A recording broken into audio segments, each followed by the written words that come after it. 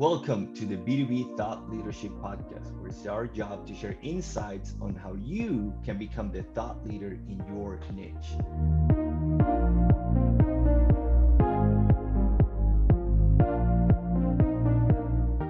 I'm your host, Alejandro Sanoja, founder and digital strategist at Latin Empresarios, and today our guest is Ben Armenta.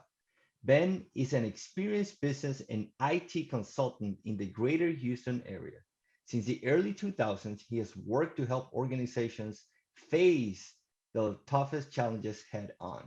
Along with having led many large scale complex system projects, Ben has designed and led behavioral change strategies to drive step change improvements for organizational effectiveness and enabling better customer experiences. Ben guided numerous growth initiatives, business process transformation, and change management efforts, promoting user adoption on both technology and business process engagement. He has operated as a local managing executive, successfully building practices and focusing multidisciplinary teams to achieve shared outcomes. Ben, welcome to the show. Hey, thanks, Alejandro. I appreciate it. Thanks for having me here. Ben, how is it that a teacher ends up an Accenture?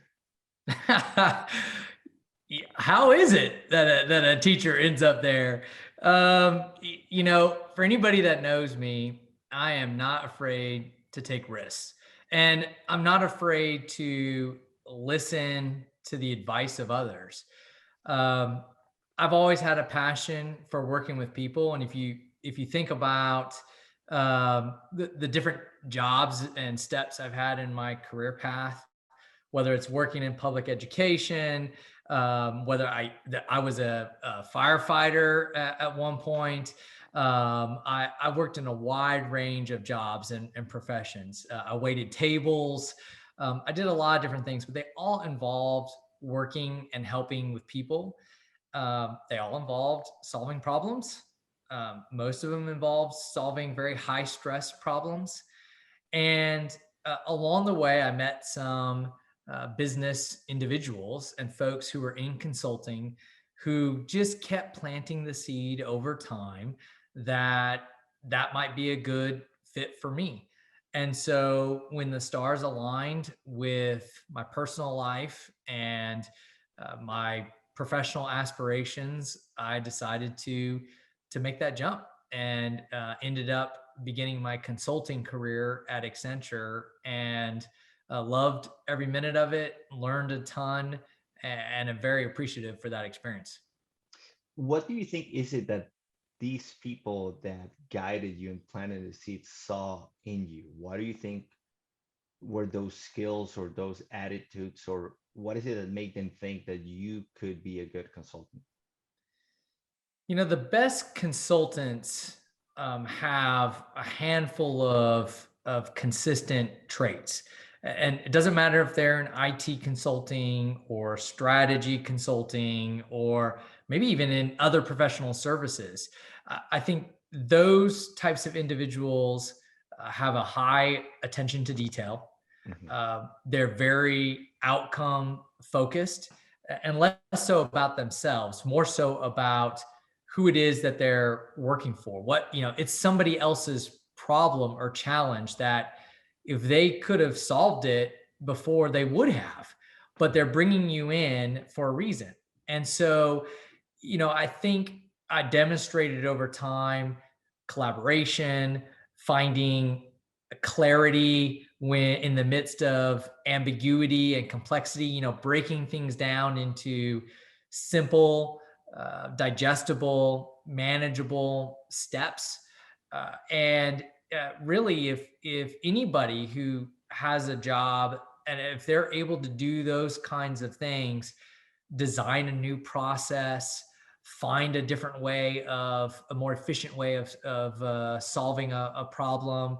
And those are all consulting skills. And I think some of those individuals saw that I was doing that in my current roles and positions over time. And they were like, you know what, we could use some of that over in consulting, and you could apply those skills with different businesses over time. I love change. It doesn't doesn't bother me. And I don't like change for the sake of it, but I do like new experiences, new different industries, different size organizations, different geopolitical and environmental stressors. And getting into consulting allowed me to sort of dip my toe in a wide variety of environments. And so that was attractive to me, and certainly something that I've enjoyed, having been in consulting now for quite a while. Absolutely true, Ben. And so, if we were thinking about the typical consultant, right? I think there's this idea that if you want to be a consultant, you go to a top school, you get good grades, you go into one of these consulting companies, then you go back, do an MBA, and then you keep growing on that path, right? And if we look at your career, is the typical elements that you would think that a consultant has to have might not be all there. Do you think this is the case, that you're not a liar and the majority of people follow the typical path? Or when you were in that career, did you find that there's actually a lot more people that don't follow the so-called traditional path to consulting? Certainly the latter. As you get into consulting, you realize that there are numerous paths to get into consulting.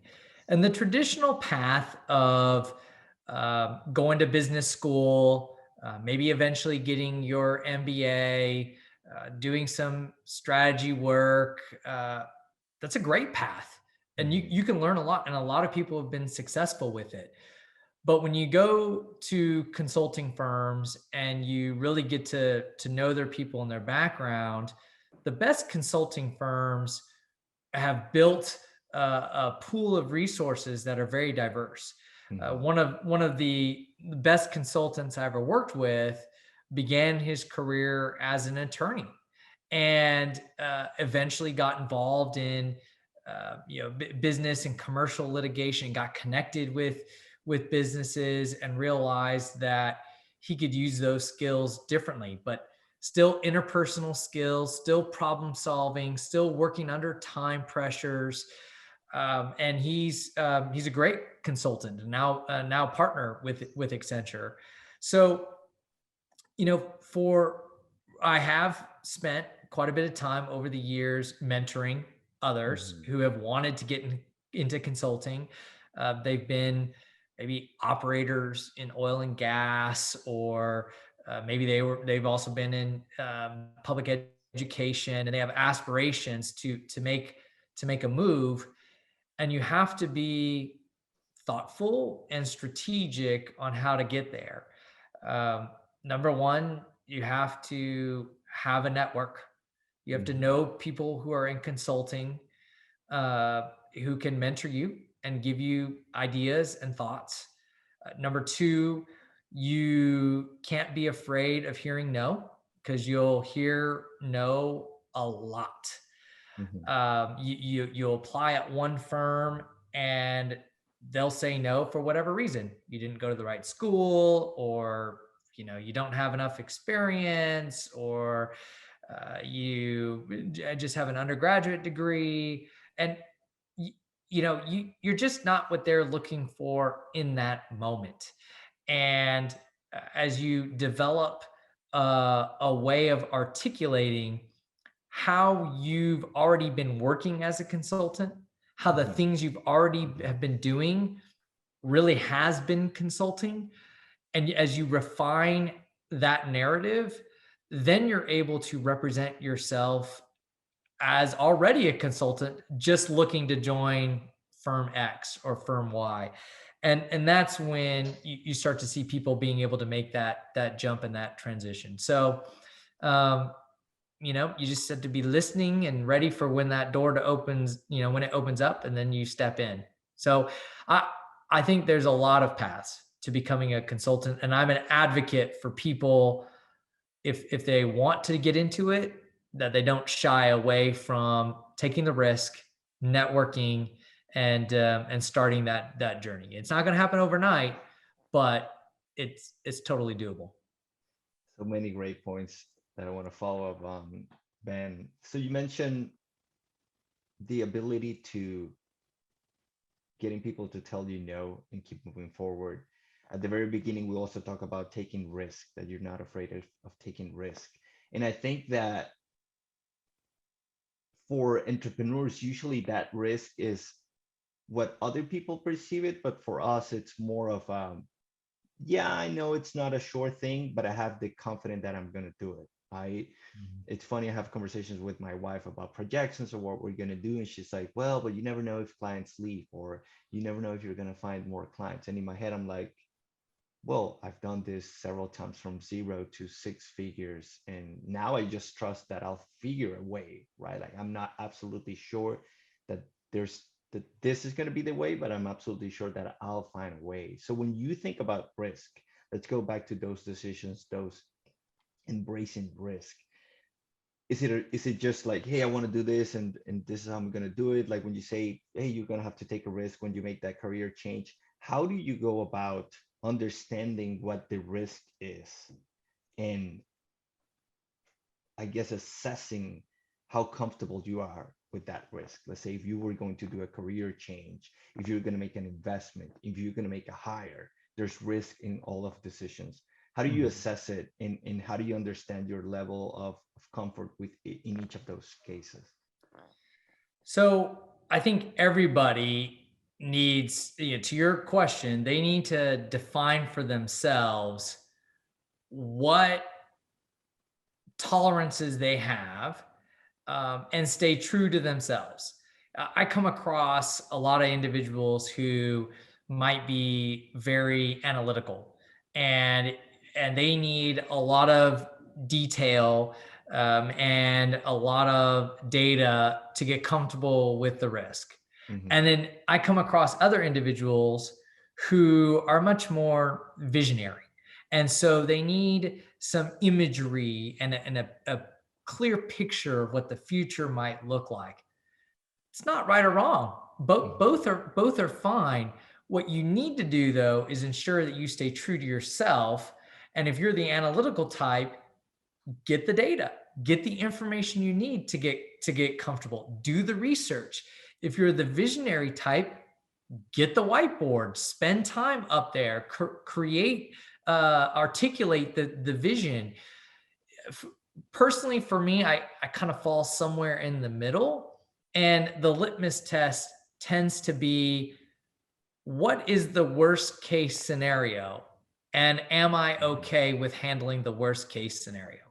So, if the worst case scenario is 6 months into the job, I'm an absolute failure and I need to go look for another job, am I okay doing that?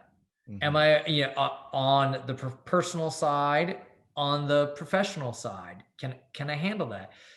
If I'm making a hire and they are an atypical type person, they don't necessarily have the education or the background that I would be looking for, but there's something there, right? Maybe some grit or some attitude, or a high degree of coachability, and it's a risk to bring them in. Well, is the worst case scenario that they need to exit the company in a few months and I need to bring somebody else in? Or is the worst case scenario, am I putting a multi-million dollar project on their shoulders and I could potentially lose a client?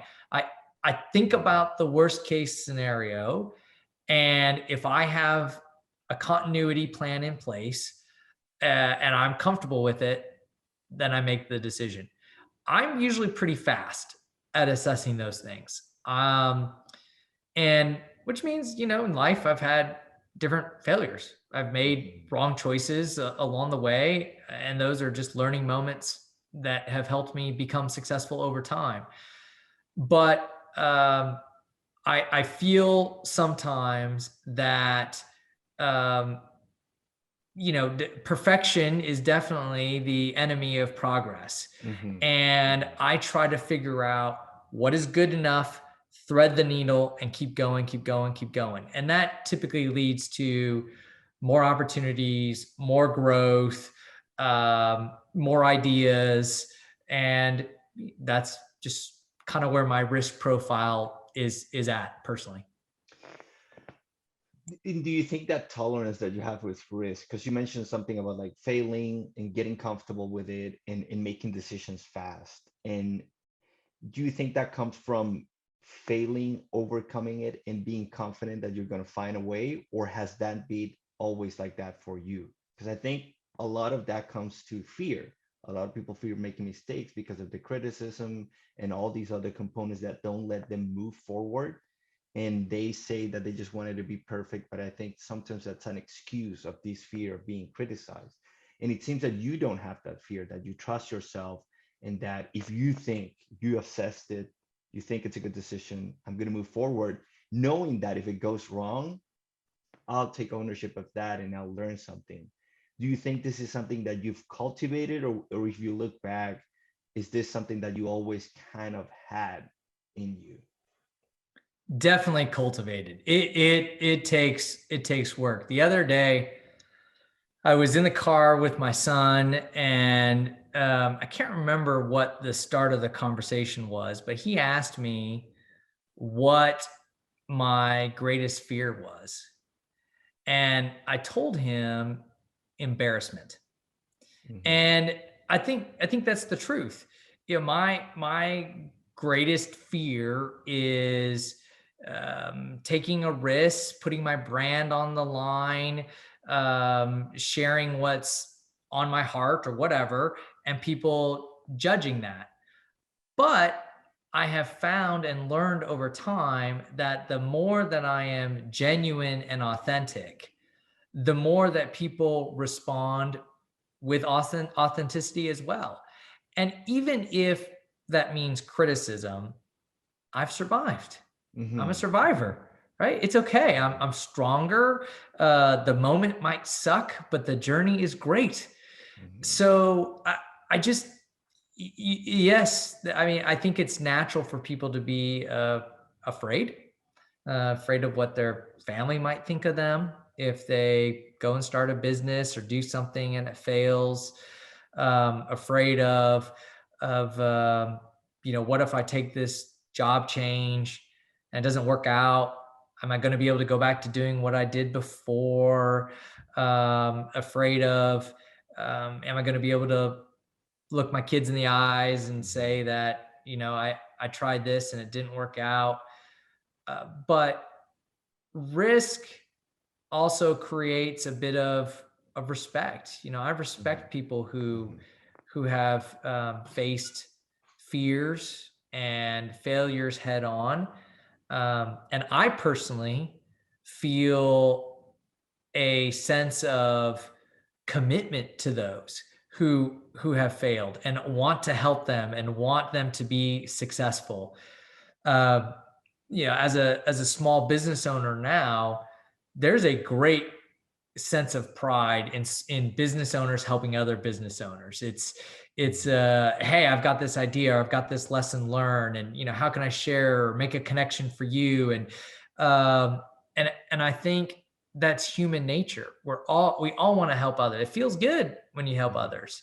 Mhm. So yeah, I think just life experiences have led me to a place of being okay that things might not be okay. Mhm. And I've surrounded myself with people that care about me, faith, and those things will get me through a lot. And I think the more that people approach it like that, I think the easier it will be to overcome and face those challenges and those fears.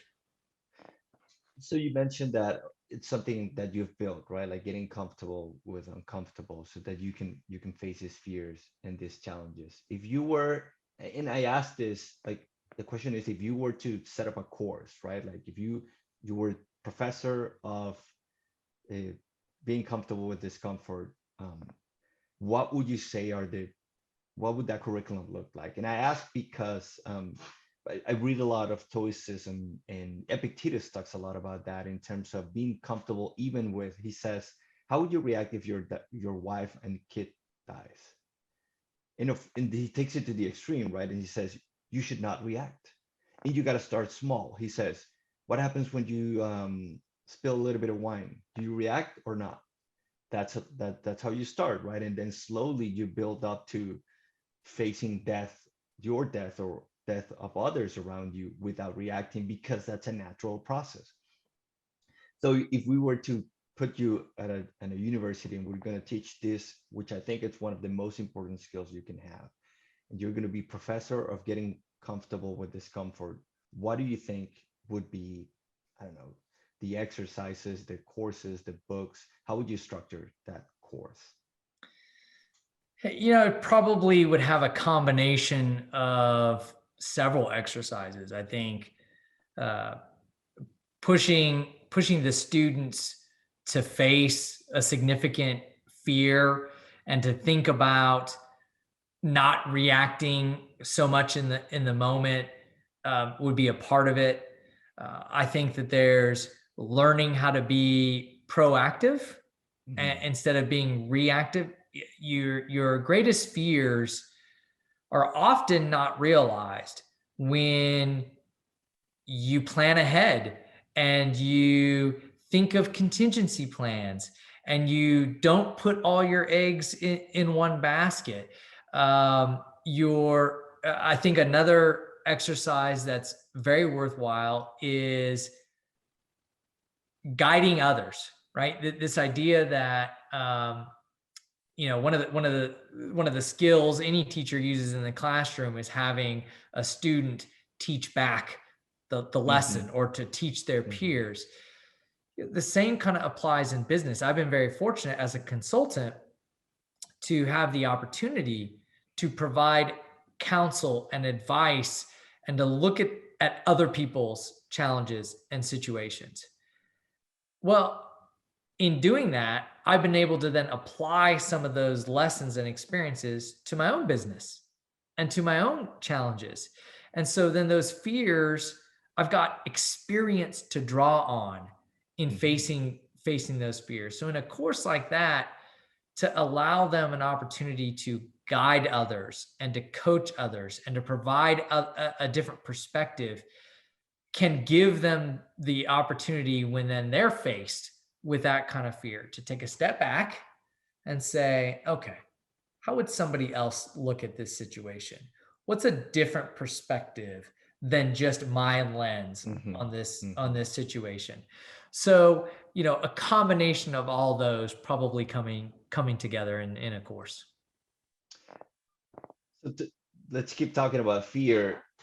We talked already about your transition from teacher to Accenture. And of course, there were some risks in that transition. But then there's another big transition, because you were at Accenture, then you were at Credera, you were managing principal. So if you think about it, you made it in that career progression. And then you make the decision of starting your own business. How did that happen? And how did you manage? Because I'm sure at that point, maybe some people said that you were doing the wrong thing. Why would you leave such a great career behind and start something that other people might perceive as risky? Would you walk us through the thought process of like why making that decision, and how do you handle the noise that often happens to entrepreneurs and people taking these so-called risks from everybody else's perspective? Some of the decisions I've made in my life have really been under the guise of the pursuit of happiness. And I'll tell you a story before I answer that specific example. So I moved with my wife to Ohio for her job. And so I was then between jobs, and I sort of unpacked the house and got things organized. And after about a week or two, she was like, you need to go get a job. You can't just play golf all day. And I was like, okay, all right. But I didn't know what my next like real grown-up job was going to be. So I took a job just temporarily, get out of the house, with Panera. And so I was working at Panera Bread, and I'd show up at the point in time that the overnight bakers were done, right? They were done. And Mm, so I showed up at like 6 a.m. They were done. And there was some staff that would do the breakfast stuff. And my job was to prep lunch. So between 6 and 11, I'm making soups and getting the salad stuff ready and doing all that stuff just in the kitchen. And that Panera had a co-op agreement with a local high school. mhm, And so sometime around 10 o'clock, the those students would show up and they would start to work, and they would whatever, right, get ready for lunch and serve the lunch stuff and all that kind of stuff. And so there was an overlap, and um, they were not all that fun to work with. mhm, They were just where they're at in their life stage, and they didn't really have a whole lot of respect for the individuals that worked in the kitchen that did all that work. And one day, without having a plan of what next, I just said, "I'm done." And I went to the manager and was like, "I'm out of here. See ya." And ultimately, that decision was not based on because I had another job lined up and I had other income and I had a plan in place, and now I'm going to go have a bigger, more important role or a job. I had just faced weeks and weeks and weeks and months of not being happy. Like mhm, that was it. That was mhm, it. Like mhm, I didn't want to be treated like that at work. So I made that decision. Well, my job was great at Credera. I loved it. I loved the people. I love the work I was doing. But there was an opportunity to have greater ownership and to create something from scratch. And so in that instance, it was less about what I was leaving and more about the opportunity to create. And the fact that that would give me unbelievable joy. And so there have been these moments in my career where it was, I faced these decisions. I made them quickly.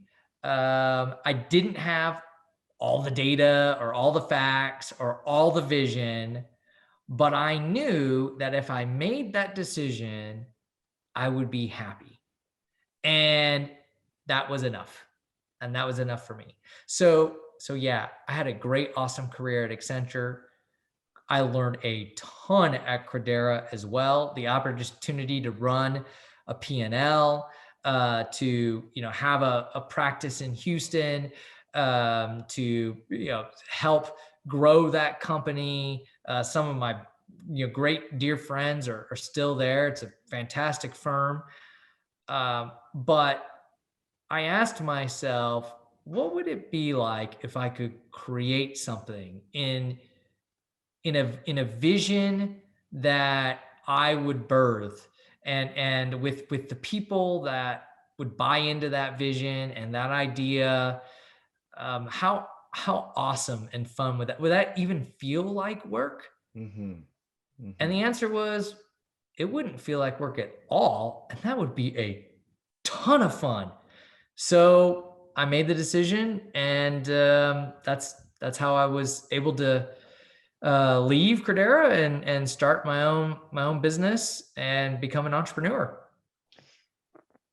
So many great points, Ben. And you mentioned something critical. I've just been reading this book that the Dalai Lama wrote with a psychologist, and you mentioned happiness, right? Which is usually a word that not a lot of leaders and business people and high achievers use, right? Like goals, and we got to do this, but not all people optimize for happiness. And he mentions in the book that this is something that you have to work on.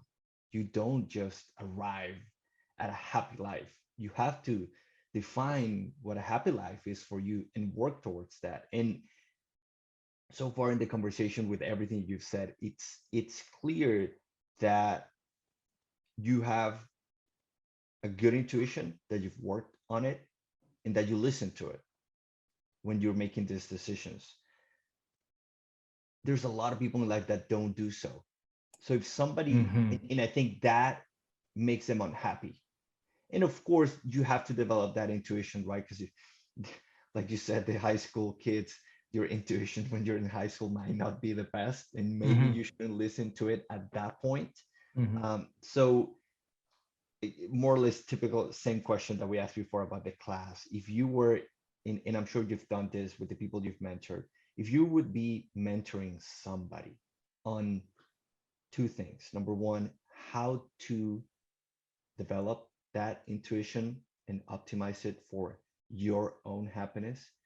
And then number two, how to listen to it, how to know when is intuition speaking to you and when it's just noise. How would you go about it? Um, that's a really good question. The You're right. Listening to it is the key because a lot of people hear it. They'll hear their gut, but will they even act on it? And you might not always. And oftentimes you'll have regret. I've done my best over the years to really avoid regrets. And maybe with that mindset, it has steered me towards greater risk tolerance. Is maybe a little bit of a fear of regret, Hmm. uh, and and I think it kind of a healthy fear, but the the need to listen to the small things, and to and to not ignore them, it builds sort of that capability over time. So I once had a client. She was pretty senior, ran a very large HR organization, and I was a mid-level sort of manager type consultant. So I was right at that point where I was a pretty good consultant, but I also kind of thought I knew a lot and maybe didn't. And she she was building a org chart for a steering committee presentation she had at a very senior level, and she had two versions of the org chart. And she called me into her office and she said, "Okay, Ben, here's option A, and here's why I'm looking at option A, and here's option B, and here's why I'm looking at option B." And she says, "What do you think?" And I gave her total consultant BS. I said, "Well, option A, Okay. I could see why you would do that. That, like, I mean, that makes good. Option B, oh, that makes really great sense too. Hey, you can't go wrong with either one." And she goes, "I am paying a ton of money for you to have an opinion, so you better have an opinion." Hmm. And she was right. And there was a bit of, you know, fear there in not listening to my gut and taking action. And just, those things are connected, right? I did have an opinion. I did have an idea on which one, but instead of facing that fear and putting a stake in the ground and saying, "Hey, I think it's A, and here's why." What I listened to was, "Well, what if she judges me and says that that's wrong and she goes with the other one?" I mean, Hmm. that ultimately she needed a sounding board. She needed Hmm. a different perspective, and I didn't offer that to her. So I think it's those little micro moments along the way that you have to listen to, so that when the big moments arise, you have the courage, and your willingness to stick to your guns, to stick to your gut, and that's okay. And you know what? When you stick to your guns and you listen to your gut, it's defendable. And it's okay if people disagree with you. At least you have an opinion that you believe in and you can defend and you can articulate, even if the client or the customer or whomever goes a different direction. You can believe that you're standing on solid ground, and that's ultimately what matters most. So, building those skills with those micro moments. I At home, I can be a bit amiable. We'll get in the car and we're going to go out to eat and be like, well, where do you guys want to go eat? And, my wife might say, well, let's go do pizza. My daughter might say, let's go sushi. And my son might say, well, let's go do Mexican. And they'll look at me and be like, well, what do you want, Dad? And I'll be like, whatever y'all want. Well, sometimes it's good just in those moments to just pick, make a decision. Like what you do have an opinion. You do. I do have an idea of what I want to eat. Go ahead and declare it. And then work as a family, work as a team, work as a business to figure out the best solution going forward. So I think intuition, gut, risk, fear, there's some connective tissue with all of that, and learning how to massage and work each of those components are important. They're important for me, and I think they're important for most entrepreneurs. You bring up a great point in having an opinion and then being able to share it in a way that other people are actually going to receive it, right? And I think there's a fine line between knowing when is it that you need to tell other people what is it that they need to do, and when is it that they already know but you just need to guide them. And Tim Ferriss talks about it in his podcast that he has a process for it. He has some questions and understands where they are, because he says sometimes people ask him about the book, and if the book is already close to publishing, why give feedback, right? They're not going to be able to edit anything. It's kind of like a closed game where it's already done. Why say something it's not as good as it could be? Maybe just compliment them. There's not going to be any big changes. But if they're in manuscript point, yes, let me give you all my feedback so you can take as much as you want, because I know you can act on it. And I don't remember exactly, but he had kind of like an idea of how to assess that. In your experience, do you have any, and I'm sure of course it happens with experience, and a lot of it is intuition and in the moment, but do you have any rules of thumb or anything that helps you make a decision of how is it that I'm going to share my opinion? Should I share my opinion, or how do I give feedback and advice to this person to achieve the best possible result? Any client of mine will say that I talk a lot about success factors and what does success look like. And I am obsessively evaluating that all the time. So if I am on a project and it's my first week there, and the project's been going on for a year,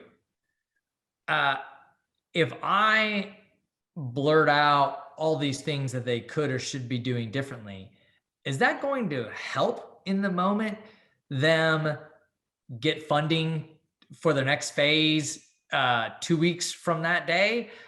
Probably not, right? So how could I be helpful? How could I help them achieve success in the near term, not just in the long term?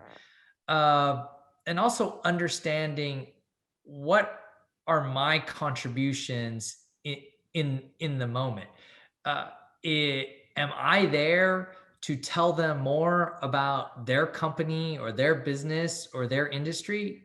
No, very rarely am I ever in that kind of situation. And when I am, it's typically actually just for me to share how are others like them elsewhere perhaps handling these types of challenges. But it's about a different perspective. It's about a different idea. So just understanding how can I be the most relevant. If I share something, is that leading them towards achieving some measure of success? Uh, I only achieve success after the customer or the client achieves success, not the other way around. So when I see junior consultants or young entrepreneurs right out of the gate just declare all their knowledge on that's for their benefit, not for the clients or the customers benefit. So the more empathy that they can show, and appreciation, and take the time to sort of walk a mile in their client's shoes, the more successful they'll be. That's ultimately what it comes down to. Be empathetic, be kind-hearted as you are sharing feedback. Yeah, all of my clients will also say that I don't shy away from telling them what they need to hear, not what they want to hear. Mm-hmm. But that doesn't mean that that is every moment, every time. And that's not always appropriate either. Sometimes a client needs somebody that can listen. Sometimes a client needs somebody that can make a connection with somebody else. So just understanding what is my role, how I can be relevant, that's the first step. Ben, it's clear that you are a trusted professional. You've built thought leadership, you're respected, people come to you for advice and insights. And based on what you've said so far, I would say there were some elements that were there even at the very beginning. Maybe you didn't have all this knowledge and insights to particular industries or particular businesses, but there were some people that saw something in you, and that's why they were planting the seeds to help you make the transition. And as Steve Jobs said, we can only connect the dots looking backwards. So if you were to build a plan, somebody who's starting their career, they want to build thought leadership, they want to be trusted, they want to be respected, what would be those milestones or those steps that you would tell them to take? Well, the first thing is to be patient. And everybody who has ideas or aspirations struggles in some part with patience. That is a huge struggle for me personally. I am not a very patient individual. I mean that's a that's a value, a character trait that I have to always work on. But patience is a great starting point.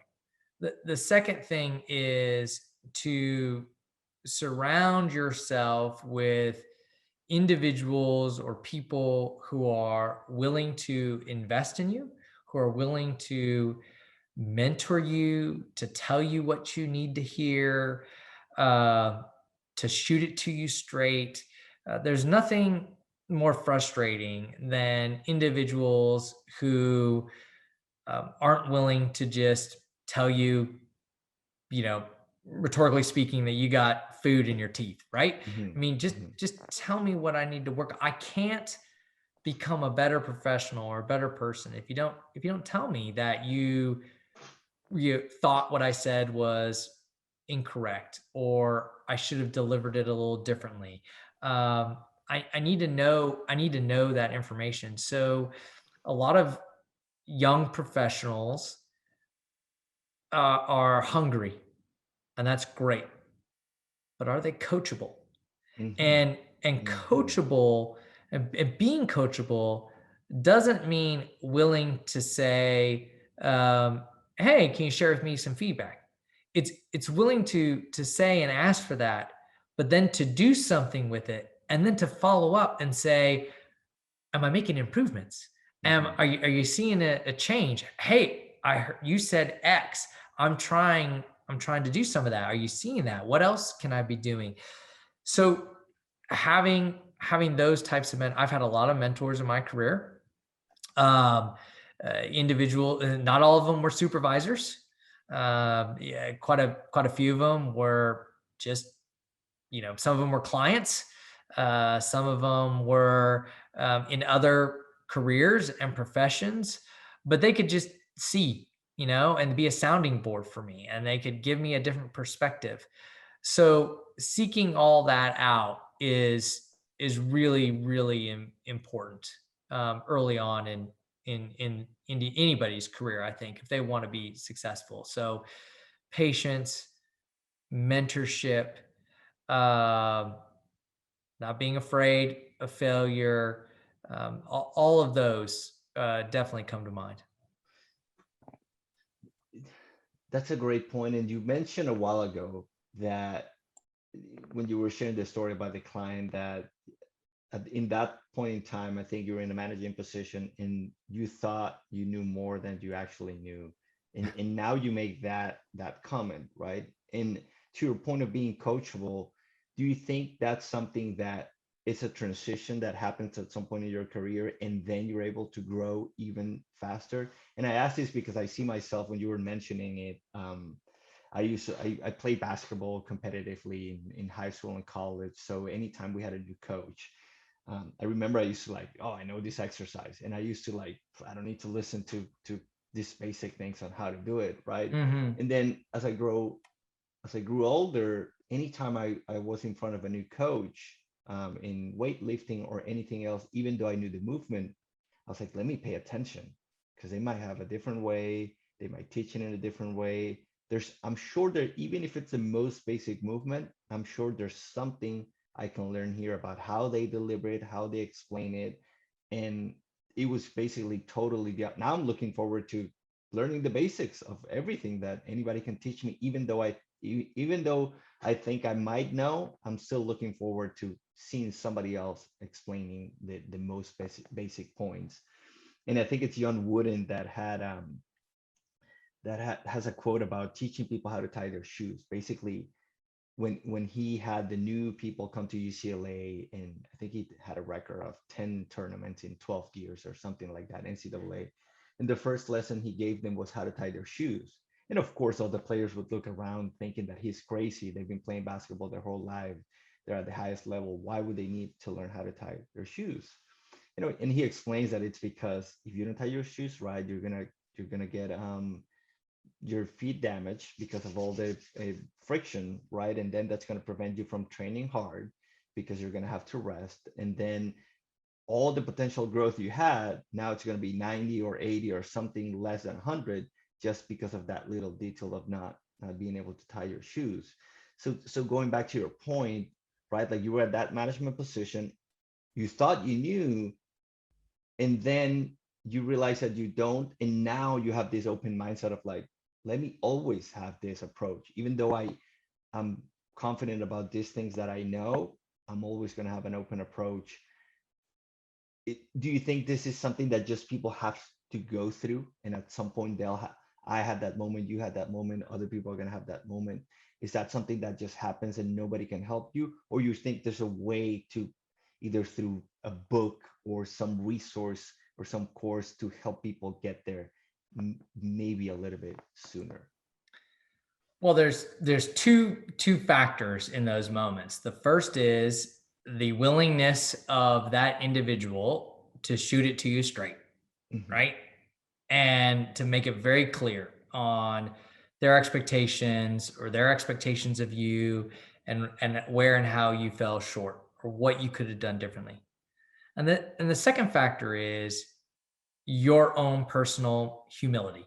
Hmm. And the business owners who face those, or consultants who face those moments and approach it with humility, use it as a catalyst for greatness. Just like those players learned to tie their shoe the John Wooden way and used it for a catalyst for greatness. That's exactly what those moments can be. Or they can be moments of frustration Hmm. and angst and pent up, agony. and it eats you alive.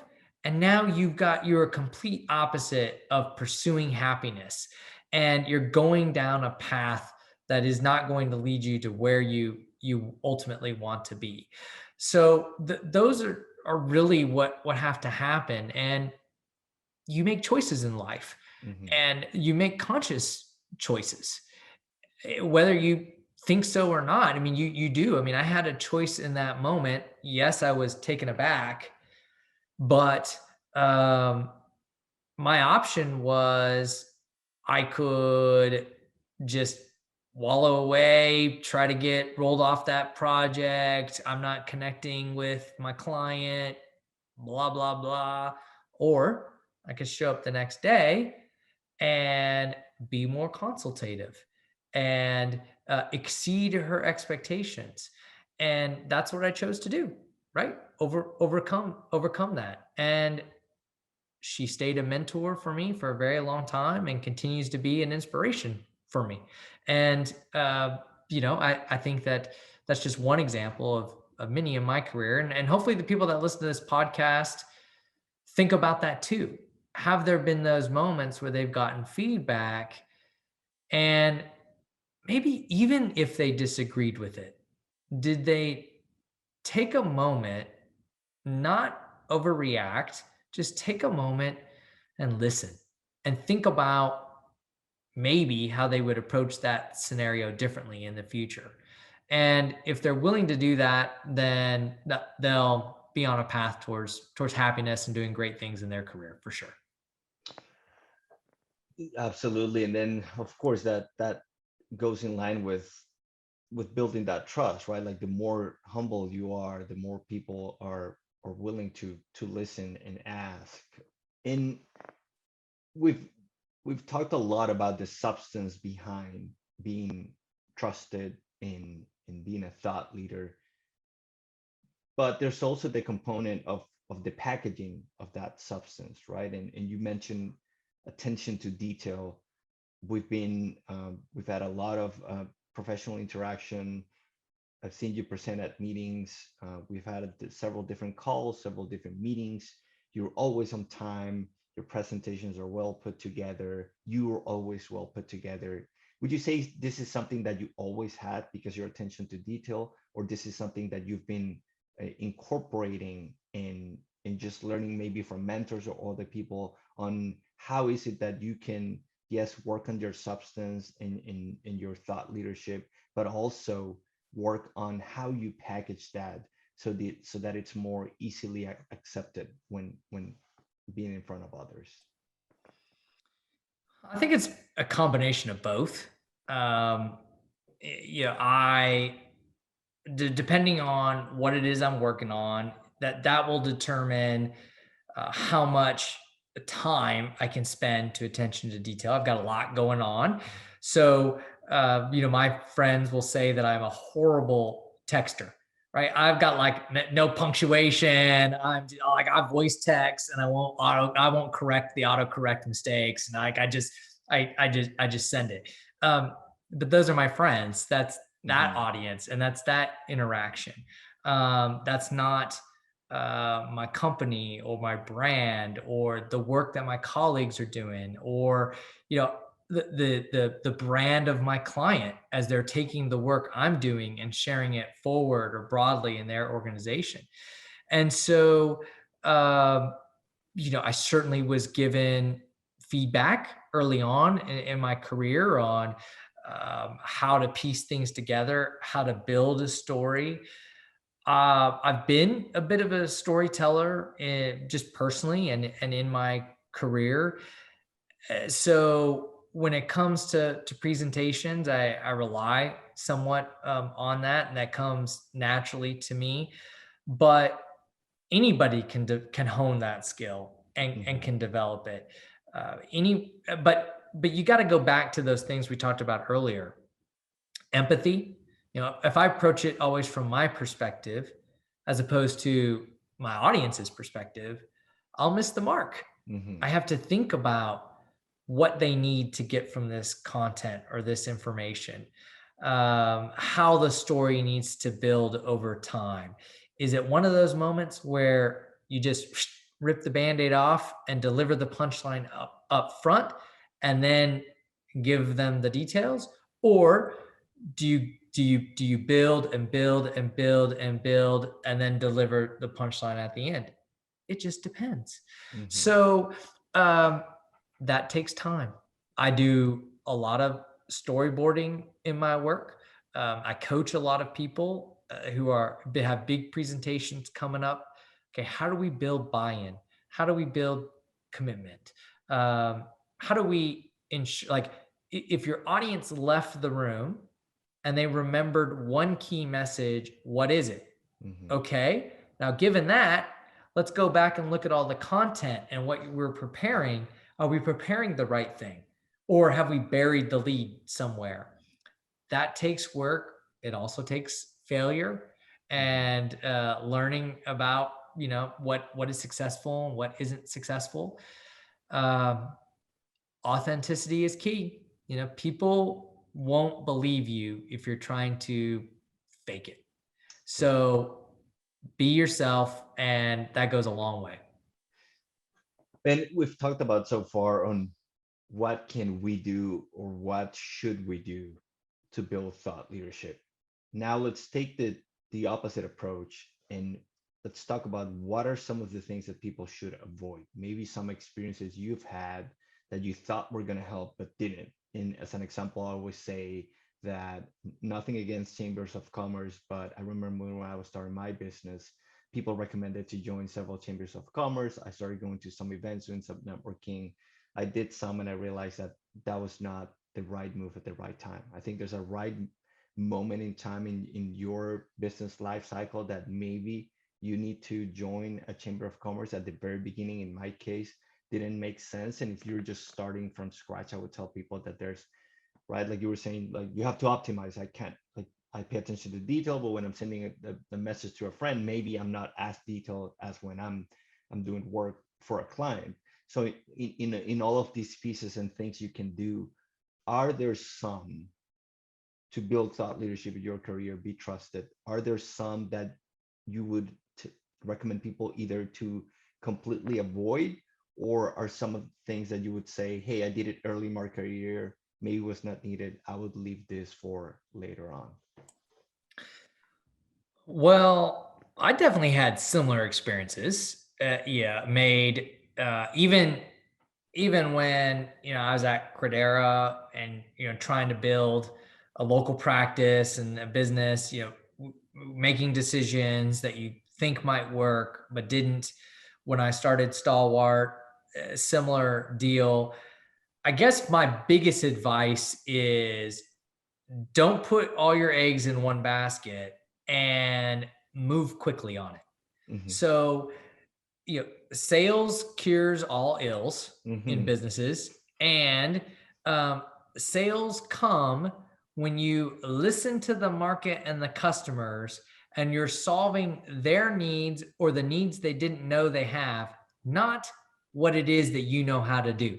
Hmm. So, whatever activities or things keep you there, keep you centered on the customer, keep you centered on the market and the market conditions, so that you are reacting quickly and you're listening and you're solving and you're getting your widget, your idea, your service in front of them, the better. And so, if you try, a, whatever, right, a chamber or like, man, um, I ran radio ads once, and it actually worked and was really good.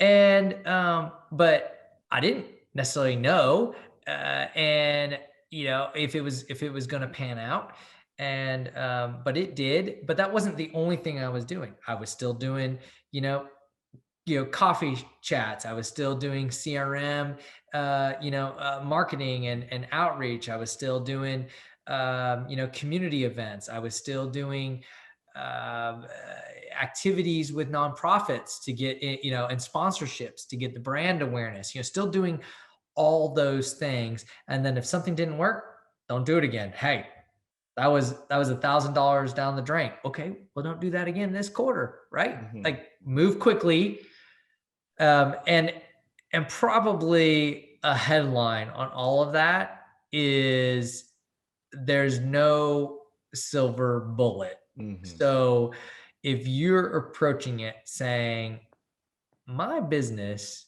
it's going to thrive. If only I could sell to 5% of the people that are members of the Greater Houston Partnership, just 1% of them, then my business will triple in size. I mean, again, you're not focused on the market. You're not focused on your customers. You're a hammer looking for a nail, and it's not going to work out. So try a lot of things. Apply the adage of fail fast, and do that with your business growth. And then when something works, do some more. Try more of that. See how that continues to play out for you and your business. But don't be afraid to try something new. As you know, businesses have seasons, Mm-hmm. and as every business owner who was around pre-COVID can tell you, a lot can change in a hurry, or pre-winter storm in Texas, or pre-Hurricane Harvey in Houston. I mean, there are disruptions that are out of our control and you can't plan for. So you got to be nimble. You got to be quick. And so your thought leadership needs to align to that. You got to be agile. Your marketing, your sales approach, your staffing approach, your pricing models. Don't be stuck in your ways. If once a month, once a quarter, you and your core group of leaders and advisors are asking yourselves, is there a better way we could be doing this? That's a good thing, not a bad thing. And maybe the answer is no. And let's stick with what we're doing. Okay. But let's ask the question, next quarter. And let's ask it the quarter after that. And let's just keep asking ourselves over and over again. That way, when the answer ends up being yes, we should do something differently, we can act on it quickly and not be too late. I'm curious about the radio. Was it at a particular station at a particular time? Do you remember the copy? Yeah. Yes. It was definitely at a particular station. It was on news radio, and Okay. so my firm is B2B, selling to, and a lot of, I would say, 2/3 of our client portfolio over the course of the 5 years of owning and running the company have been small to medium-sized businesses. And so, well, where are those audiences? What are they listening to? What do they follow? And so a high percentage of them listen to talk radio, sports radio. We didn't do any sports, but definitely news and talk radio. And it certainly was excellent, right? Where are our customers? Go meet them there. People talk about trade shows. None of our customers are at trade shows. That doesn't make sense. But depending on people's businesses, that might make sense. Now, there are some businesses who are global 2000 who go to trade shows or go to big conferences to be seen and to showcase something and to get published. And it might not necessarily be to sign a bunch of POs and to grow their business. Don't try to be them, right? Where are your customers buying at? That's where you want to be. So when a small business owner is on her way to work and she's dealing with on her mind, she's thinking about some personnel issues that she's got to sort out and how she's going to help her people learn new software, or the fact that she needs a new accounting system because she's just opened up a new office in San Antonio. When our ad came on and our endorsement, and it talks about how those are the things that our company helps businesses solve, fantastic. I was at where she was at. She'd get to her office, she'd call the number or hit our website. And so that made sense for us, especially in that sort of season we were at with our business. Yeah, absolutely. I think it depends on the arena you're playing at, right? Hmm. I tell people that it's if you play basketball and you go to 24-hour fitness every once in a while, maybe you need a couple of shoes and that's it. But if you play in a league, maybe you need a couple of shoes and maybe some ice packs or something for being ready for the games. And if you play, I don't know, college, it's a little bit more. And if you play in the NBA, well, you're going to need trainers and health coaches and a lot of different resources to be able to play at that level. So I absolutely agree with that, that it depends on your level and you cannot try to be somebody who you're not because it's just going to be wasted resources. If you're a small company, don't try to put a Super Bowl ad because it's not going to provide any ROI for you.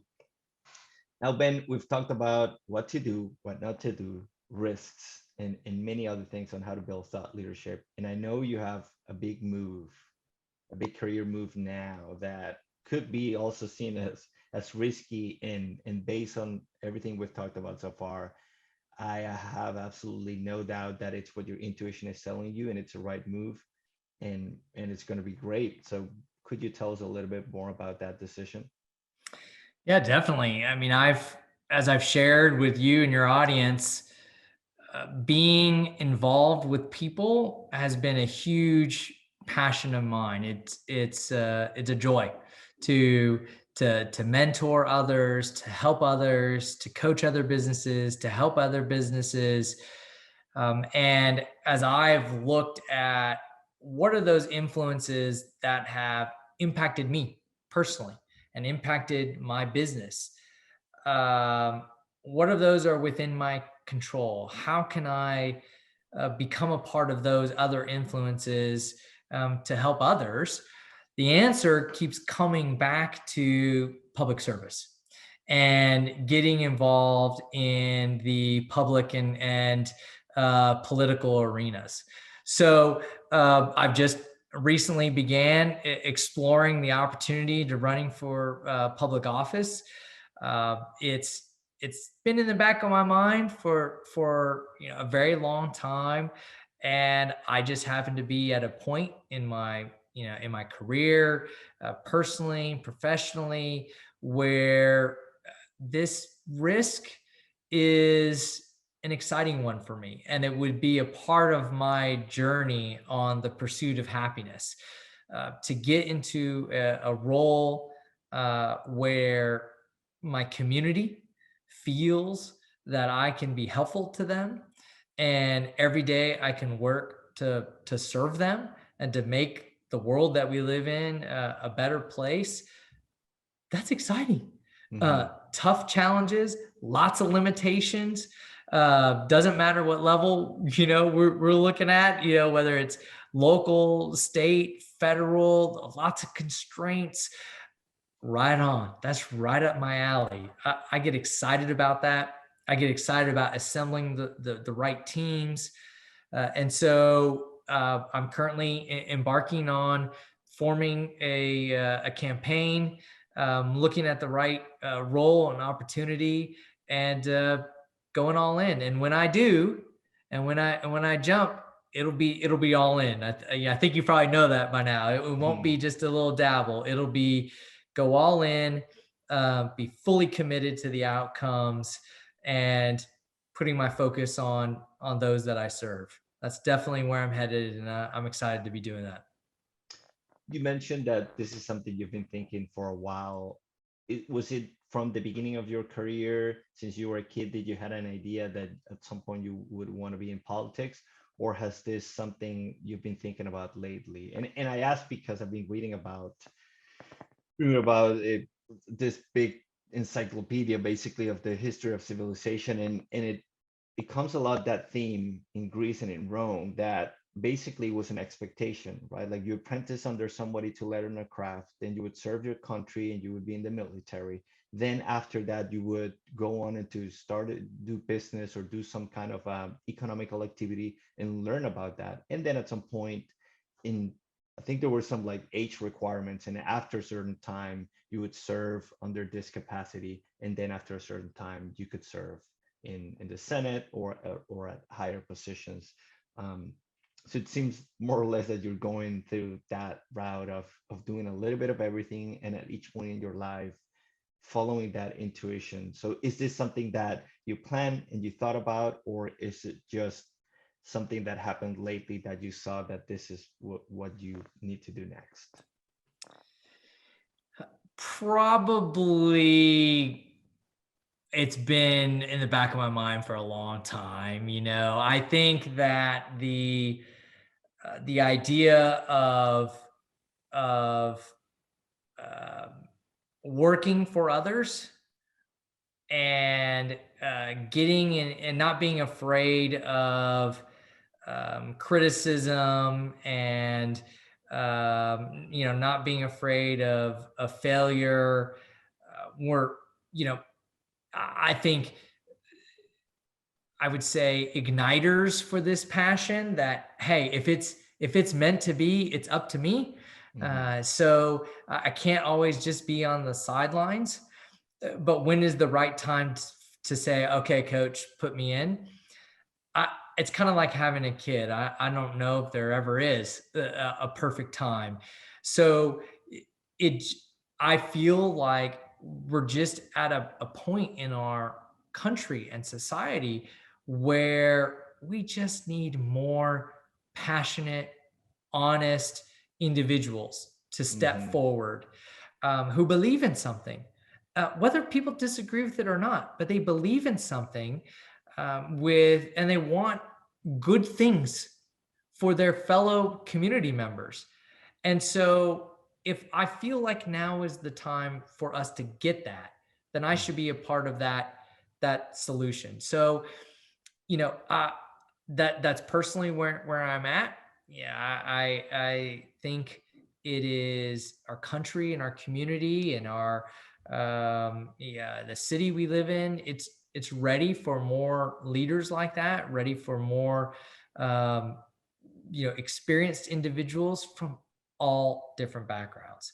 The story you shared there about sort of those steps to public service, that's one path, not a bad one. I can make an argument that, we should our voting age actually be an older age in our country where people have Hmm. had more experiences. But I think I just feel like I've learned how to be a husband. I've learned how to be a dad. I've learned how to be a business owner. I've learned how to deal with successes and I've learned how to deal with failures. And I'm just the guy next door. But I think it's that next door mentality that we need, creating laws and public policy and bringing common sense to our branches of government. So now's the time. Are there any political leaders that you've used as examples of that have inspired you? Any bios that you recommend? And I ask selfishly because I've been reading a lot lately. I, I'm not an American, and I've been getting so into American history, reading about Lincoln and what happened during that time. And I haven't started yet, but I have Grant's bio as well. Um, any leaders or any books, bios in that arena that have inspired you, or that you think would be great resources? Yeah, I'm drawn to statesmen. I'm drawn to the political leaders that broker understanding and agreements, the political leaders that um, don't shy away from the nuances of negotiation and compromise.